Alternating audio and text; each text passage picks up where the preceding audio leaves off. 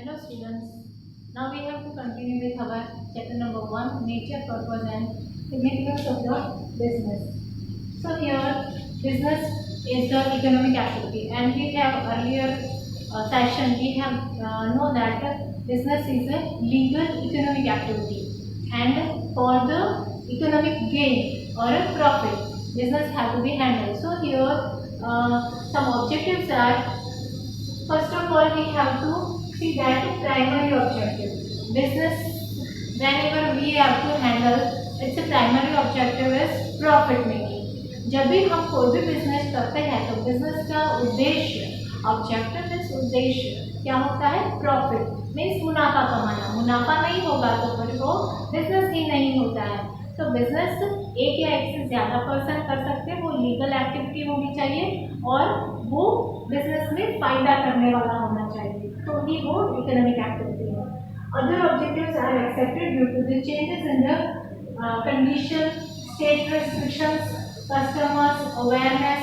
ये सारे जो है वो अदर ऑब्जेक्टिव्स आर आल्सो भी है, तो ये सारे दूसरे उद्देश्य भी है जिससे बिजनेस शुरू होता है।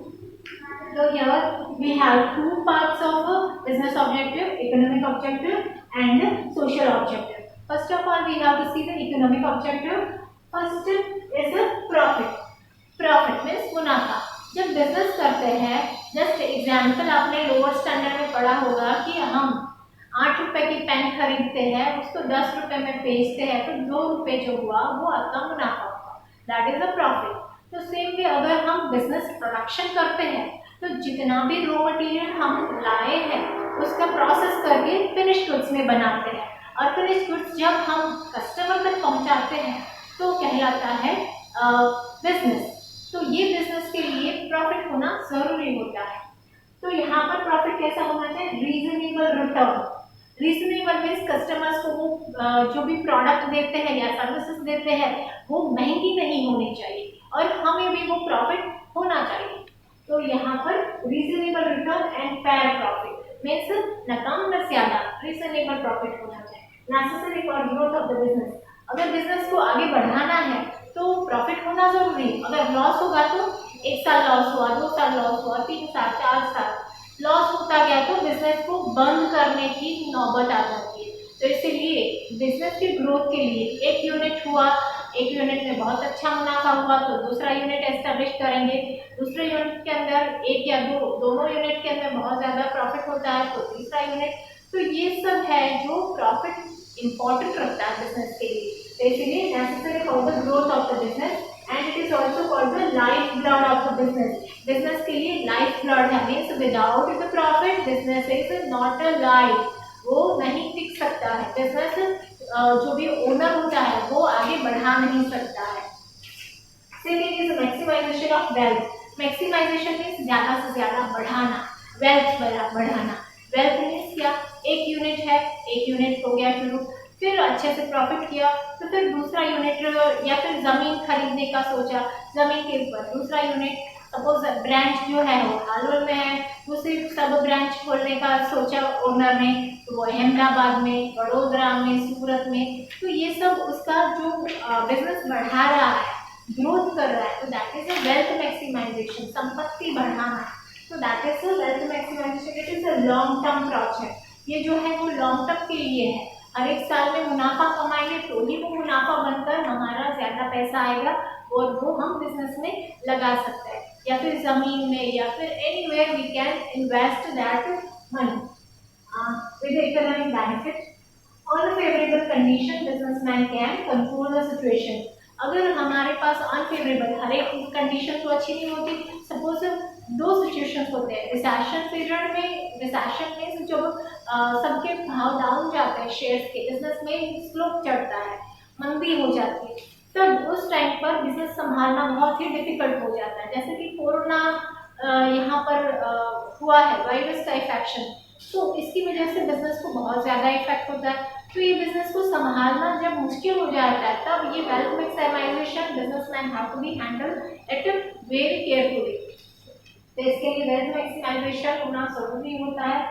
देन अदर इकोनॉमिक ऑब्जेक्टिव्स, दूसरे जो इकोनॉमिक ऑब्जेक्टिव मीन्स जो पैसे से जुड़े हुए हैं, okay, so that are economic objective growth and development of the business. Business मैंने जैसे बताया कि एक यूनिट से दूसरा यूनिट, तीसरा unit, that is the growth of the business unit. And development expansion of the market. Market में हर एक जगह पे हमारी प्रोडक्ट ही दिखाई दे, that is expansion of the market. Local market, यहाँ पर हमारी प्रोडक्ट हो गई है। फिर दूसरे जो स्टेट मार्केट है वहाँ पर भी हमारे, इंटरनेशनल मार्केट में भी हमारी प्रोडक्ट जो अवेलेबल हो, so that is a development of the market. Market में हमारी डिमांड हो तभी हम मार्केट में हमारी प्रोडक्ट को प्लेस कर सकते हैं, तो that have to be because of the profitability. Then modernisation, नई टेक्नोलॉजी चेंज होती है तो उस हिसाब से बिजनेस को भी चेंज करना रहता है। जैसे पहले टाइपराइटर था, उसके बाद आया कंप्यूटर। कंप्यूटर भी बहुत बड़ा साइज का था, अब छोटा छोटा छोटा होता गया और हमारे पाम में भी आ सकता, उतना छोटा कंप्यूटर हो गया है। So that have to be manage by the business. तो ये नई नई टेक्नोलॉजी है वो बिजनेस में एक्सेप्ट करना, मैकेनाइजेशन करना, नई नई मशीनरीज जो आती है, नई नई टेक्नोलॉजीज आती है, उसको इम्प्लीमेंट करना हमारे बिजनेस में, तो वो भी जरूरी होता है, उसके लिए भी चाहिए business. Then best uses of resources. Resources जो है, मैन, मशीन, मेथड, मार्केट, ये सारे जो रिसोर्सेस है, रॉ मटेरियल हम लाते हैं, उसका बेस्ट वे में यूटिलाइजेशन करना, मीन्स उसका खराब ना हो, उसका वेस्टेज कम से कम हो, तो ये देखना, तो उससे मैक्सिमम यूटिलाइजेशन है। लेबर फोर्स को काम देना, उसका काम खत्म हो तो उसको दूसरा काम देना, वेस्ट में बैठे ना रहे, तो दैट इज मैक्सिमम यूटिलाइजेशन। फिर मनी लाए हैं, कहीं से बोरो करके लाए हैं, तो वो मनी जो है उसका भी वेस्टेज ना हो, ये सब देखना, तो वो बेस्ट वे में यूटिलाइजेशन करना, that are the economic objective.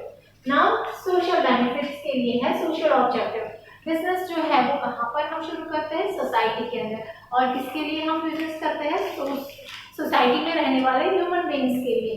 तो इसके लिए business for the benefit of the society, हम बिजनेस सोसाइटी के बेनिफिट के लिए करते हैं। कोई भी प्रोडक्शन करते हैं तो वो किसके लिए, खुद के लिए नहीं होता है, वो प्रोडक्शन जो भी करता है या फिर सर्विस रेंडर करते हैं वो सोसाइटी के लिए होता है। Businessman have to serve to this society, businessman society को ही देता है वो जो भी प्रोडक्शन करता है। पहला ऑब्जेक्टिव है objective of the social responsibility. Social responsibility, responsible होना जरूरी होता है। सोसाइटी के अंदर एनवायरनमेंट फ्री एटमॉस्फेयर रखना चाहिए। जैसे कि प्रोडक्शन केमिकल का करते हैं तो वहाँ पर बहुत ज़्यादा केमिकल ना स्प्रेड हो, इसीलिए बहुत ज़्यादा वाटर एनवायरनमेंट, वाटर के अंदर पोल्यूशन ना हो, एयर पोल्यूशन ना हो, खास ध्यान रखना रहता है। फिर बहुत सारे लॉ होते हैं, फैक्ट्री लॉ, लेबर लॉ, ये सबको एबिड करता हुआ होना चाहिए, मीन्स वो बंधे हुए होने चाहिए, रीजनेबल रिटर्न्स देना चाहिए, दैट ऑल आर। एंड यहाँ पर लिखा है जैसे स्टेक होल्डर्स। स्टेक होल्डर्स है बहुत सारे हमारे बिजनेस से रिलेटेड है, जैसे कि कस्टमर्स, सेलर, परचेजर, फिर debenture holder, share holder, government, society, ये जो सारे हैं, एम्प्लॉयज, तो ये जो सारे हैं उसके प्रति भी जिम्मेदार होना चाहिए। स्टेक होल्डर्स की इसमें सब में आते हैं, तो ये सबके प्रति भी जिम्मेदारी होती है। एम्प्लॉयज जो होते हैं उनको रीजनेबल रिटर्न देना चाहिए, गवर्नमेंट को time to time tax pay करना चाहिए, time to time income tax होता है वो पे करना चाहिए, गवर्नमेंट के रूल्स एंड रेगुलेशंस फॉलो करने चाहिए। तो ये सब बिजनेसमैन की जिम्मेदारी होती है, वो सब भी उसको सोशल रिस्पॉन्सिबिलिटीज होकर भी उसको अदा करनी चाहिए। Then next is to provide employment opportunities. अगर एम्प्लॉयमेंट जो है वो सिटी के अंदर तो ज़्यादा रहता है, पर जनरली उसके जो स्कोप है बैकवर्ड एरिया में कम से कम होते हैं, तो बिजनेस इसी जगह पे एस्टेब्लिश करें जहाँ पर एम्प्लॉयमेंट अपॉर्चुनिटीज बैकवर्ड एरिया के अंदर नहीं होता है, तो वहाँ पर बैकवर्ड एरिया में एस्टेब्लिश करके एम्प्लॉयमेंट अपॉर्चुनिटीज अराइज की जाती है। अपॉर्चुनिटीज मीन्स उनको तक दी जाती है कि वो ज़्यादा से ज़्यादा अर्न करें बिजनेस में आकर। Then to provide quality goods and services, improvement of the goods and services। goods का मतलब सामान, मैंने बोला था, प्रोडक्शन प्रोड्यूसर जो भी प्रोडक्ट प्रोड्यूस करता है उसको कहते हैं गुड्स, और सर्विसेज, सर्विसेज में licence of the goods, warehousing है, ट्रांसपोर्टेशन है, ये सारी सर्विसेज में आते हैं, इंश्योरेंस सर्विसेज आते हैं, तो ये सब रेंडर करना बिजनेसमैन की जिम्मेदारी होती है। नाउअडेज होटल मैनेजमेंट वाले जो है होटल के अंदर डेवलप करते हैं, तो होटल क्या है, that is the development of the services, service provide करते हैं। तो इसके लिए एग्जाम्पल दिया है, food products maintain their standards. तो ये सबको उसका स्टैंडर्ड मेंटेन करना चाहिए, मीन्स जो भी उनके जो टेस्ट प्रेफरेंस है वो चेंज नहीं होने चाहिए। जैसे कि स्पाइसेस जो मसाले होते हैं उनकी कंटिन्यूटी सेम से सेम आनी चाहिए, ना कि उसमें वेरिएशंस होना चाहिए। The next is a home delivery and after sales services. Home delivery means घर पे पहुंचाना सामान को, जैसे रेफ्रिजरेटर घर पे पहुंच गया, उसके बाद अगर बिगड़ता है तो उसकी आफ्टर सेल्स सर्विसेज, कोई भी 2 व्हीलर या 4 व्हीलर आपने खरीदा है व्हीकल, तो उसके लिए after sales services are also be there. तो ये सब बिजनेसमैन की जिम्मेदारी होती है। Then to adopt fair trade practice. Fair trade practice में सही मायने में उसको ट्रेड प्रैक्टिस करनी चाहिए, not to create artificial scarcity. Artificial scarcity में जो भी डिमांड है मार्केट के अंदर, जो भी मांग है उसके सामने उसने प्रोडक्ट कम से कम रखा है। That is of essential goods and services, जो भी जरूरी है वो सारी चीजें की शॉर्टेज पड़ जाती है, तब क्या होगा, वो चीजें हायर प्राइस पर बेचेंगे। तो इसीलिए ये नहीं होना चाहिए। तो इसीलिए fair trade practice businessman have to follow. Then other objectives, दूसरे भी ऑब्जेक्टिव्स है उसके अंदर, to establish special identity in the society. Society में अलग उभर के आना, जैसे कि बिस्किट के अंदर आप नाम देखते हो तो पार्ले जी, वो अलग उभर के आया हुआ है। जैसे कि सैमसंग है, वो इलेक्ट्रॉनिक अप्लायंसेस के अंदर है। तो वैसे ही अलग अलग नाम है, LG है, तो that will are the brand name. तो वो एक्शंस है शूज के मामले में, तो वैसे ही अलग अलग ब्रांड नेम जो है वो अलग स्पेशल आइडेंटिटी बनाते हैं सोसाइटी में। Research and development of the product को और बेहतर से बेहतर बनाना, वो भी बिजनेसमैन की जिम्मेदारी होती है। To cooperate with the government से कोऑपरेट करना, जैसे कि GST इम्प्लीमेंट किया तब भी बिजनेसमैन ने कोऑपरेट किया। ऐसा सेल्स टैक्स था और इनकम टैक्स था, ये सब टैक्स पे करना। तो गवर्नमेंट को बंधे हुए है बिजनेसमैन, तो गवर्नमेंट को ये सब लायबल है to pay. Then welfare schemes for the employees जो होते हैं बिजनेसमैन के लिए एक जरूरी पर्सन होते हैं, ह्यूमन बीइंग्स होते हैं, जिससे बिजनेसमैन काम करवाता है। तो इसकी वजह से उनको वेलफेयर मीन्स उनकी समृद्धि के लिए, आगे बढ़ाने के लिए एम्प्लॉयज को बहुत सारे अच्छे अपॉर्चुनिटीज भी देनी चाहिए। तो that are the different welfare schemes have to be provided by the businessman to the employees for the development of the business. So this all are the objective of the business, that is economic objective and the social objective. Now we have to continue next session for the business risk. Till then, thank you.